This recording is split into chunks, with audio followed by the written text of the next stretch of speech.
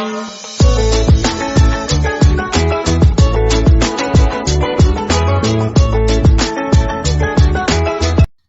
The lord. ప్రభు అయిన యేసుక్రీస్తు వారు ఈరోజు మనకు అందిస్తున్నటువంటి వాగ్దానం ఆదికాండము 4వ అధ్యాయం 4వ వచనం.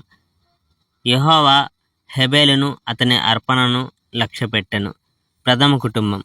ఆదాముకు అతని భార్య హవ్వకు లైంగిక సంబంధాలు కలిగాయి. హవ్వ ఒక శిశువుకు జన్మనిచ్చింది. ఆ శిశువుకు కయ్యూను అనే నామకరణం చేసింది. కయ్యూను అనగా తయారు చేయు లేక పొందు అనే అర్థం వచ్చే హిబ్రూ పదం. హవ్వ యెహోవా సహాయంతో నేను ఒక మనిషిని పొందాను అంది. ఆ తర్వాత హవ్వ మరో శిశువుకు జన్మనిచ్చింది. ఈ శిశువు కయ్యూనుకు తమ్ముడు. అతనికి హేబేలు అని నామకరణం చేశారు. హేబేలు గొర్రెల కాపరి అయ్యాడు. కయ్యూను వ్యవసాయదారుడయ్యాడు. ప్రథమ హత్య. కోతకాలంలో కయ్యూను యెహోవాకు ఒక అర్పణను తెచ్చాడు. నేల నుండి తాను పండించిన ఆహార పదార్థాలన్నీ కయ్యూను తెచ్చాడు.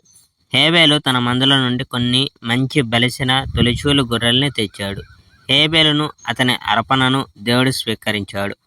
అయితే కయ్యూనును అతని అర్పణను దేవుడు అంగీకరించలేదు. అందువల్ల కయ్యూను దుఃఖించాడు. అతనికి చాలా కోపం వచ్చింది.